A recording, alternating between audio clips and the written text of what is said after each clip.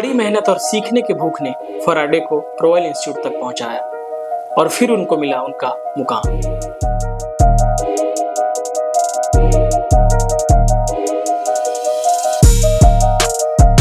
Maxwell ने Faraday के उन 4 लाइन ऑफ फोर्सेस को इक्वेशन में कन्वर्ट किया, एक मैथमेटिकल एक्सप्रेशन दिया और फिर हमें मिला इलेक्ट्रोमैग्नेटिक वेव।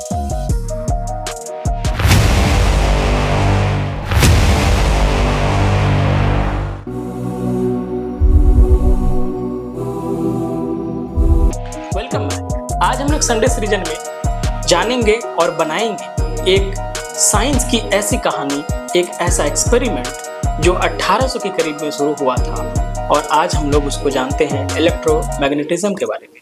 और हम लोग आज बनाने वाले हैं वायरलेस एनर्जी ट्रांसफर।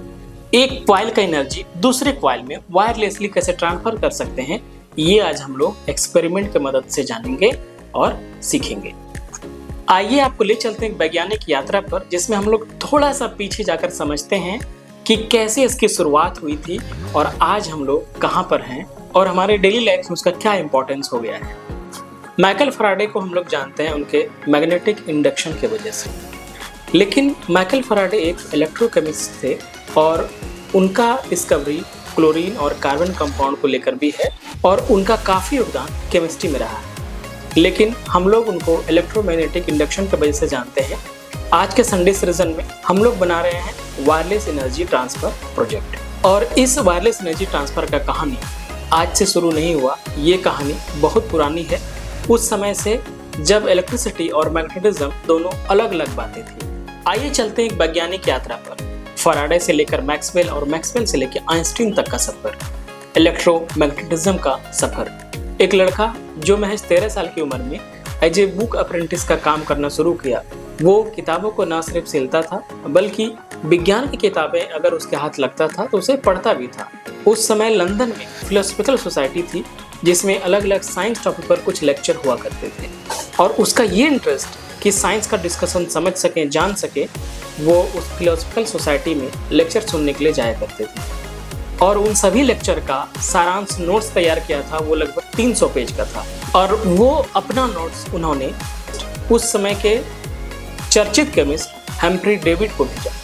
ट्राइक्लोरीन का कंपाउंड बनाने में हेम्फ्री डेविड सर का आंख जो है नहीं रहा, वो देख नहीं पा रहे थे, तो इनका नोट्स पढ़कर वो काफ़ी अचंभित हुए और उन्होंने इसको एज ए असिस्टेंट ज्वाइन किया और तब से इनकी एक नई जर्नी शुरू हुई और इनका एंट्री हुआ रॉयल सोसाइटी और फिर रॉयल सोसाइटी में ये असिस्टेंट से फिर डॉक्टरेट हासिल किया और वहाँ पर ये फिर प्रोफेसर बने और इसी जर्नी में उन्होंने आविष्कार किया इलेक्ट्रोमैग्नेटिक इंडक्शन का। 19वीं सदी की शुरुआत में एक लड़का जो स्कूल ख़त्म करने से पहले उन्होंने अपना कैलकुलस ख़त्म कर दिया था और 14 साल की उम्र में उन्होंने पहला साइंटिफिक पेपर लिखा। गेस करिए कि उसका नाम क्या था? Maxwell, James clerk Maxwell. और उन्होंने इनके सारे इमेजिनेशन को एक कैलकुलेटेड थियरी में कन्वर्ट किया, एक मैथमेटिकल एक्सप्रेशन दिया और 4 बड़े बड़े इक्वेशंस निकाले जिनको आज हम लोग मैक्सवेल के इक्वेशन के नाम से जानते हैं और इंडक्शन को हम लोग फराडे के नियम के नाम से जानते हैं। और इन सब डिस्कवरी के वजह से उस समय से आ रहा फिजिक्स जो न्यूटन के समय से आ रहा था, दुनिया ने फिजिक्स का एक नया अंदाज महसूस किया और फिजिक्स का एक नया दौर शुरू हुआ। और फिर हम लोग देख पाए radio wave, electromagnetic wave and X ray जैसी चीज़ों को। अब ये कहानी यहीं ख़त्म नहीं हुई थी। एक पेटेंट ऑफिस में काम करने वाला व्यक्ति जो किताबों को पढ़ता था, लोगों के रिसर्च को समझता था, उन्होंने वहाँ से उठकर फिर चीज़ों को समझा और थियरी दिया रिलेटिविटी का, जिसे हम लोग आइंस्टीन के नाम से जानते हैं। और आइंस्टीन ने भी एक बार कहा, the work of Maxwell was most profound and fruitful that physics has experienced since the time of Newton. इस छोटे से कहानी से हम लोग इतना समझ पाए कि विज्ञान में उन्नति के लिए, विज्ञान को समझने के लिए और जानने के लिए इन तीनों में एक बात तो कॉमन था।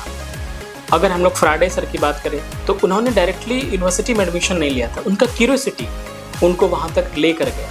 अगर हम लोग मैक्सवेल सर की बात करें, 14 साल की उम्र में उन्होंने पहला साइंटिफिक पेपर लिखा और ये उनका क्यूरियोसिटी का ही नतीजा था। उन्होंने चीज़ों को जाना, चीज़ों को समझा मैक्सवेल ने बताया कि इलेक्ट्रोमैग्नेटिक वेव हवा में कैसे ट्रेवल करता है, स्पेस में बिना किसी सहारे के, बिना किसी वायर के, बिना किसी मैटर के वो ट्रेवल कर सकता है।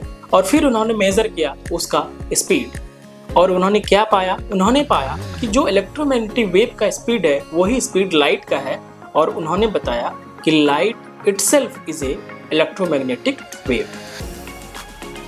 और आइंस्टीन सर के बारे में जो हम लोग जानते हैं कि एक पेटेंट ऑफिस से रिलेटिविटी का सफ़र उनका क्यूरियोसिटी के कारण ही संभव हो पाया।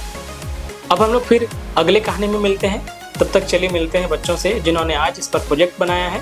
संडे सीजन में उन लोगों से हम लोग मिलते हैं, जानते हैं उन्होंने क्या सीखा, उन्होंने क्या प्रोजेक्ट बनाया। Good morning everyone. आज हम लोग ने साइंस क्लास में मैक्सवेल, फैराडे और आइंस्टाइन के बारे में जाना, उनकी डिस्कवरी के बारे में जाना, और आज हम लोग ने उनमें से एक एक्सपेरिमेंट बनाया जिसका नाम मैग्नेटिक इंडक्शन है, जिससे हम लोग ने इलेक्ट्रिक एनर्जी से मैग्नेट बनाया।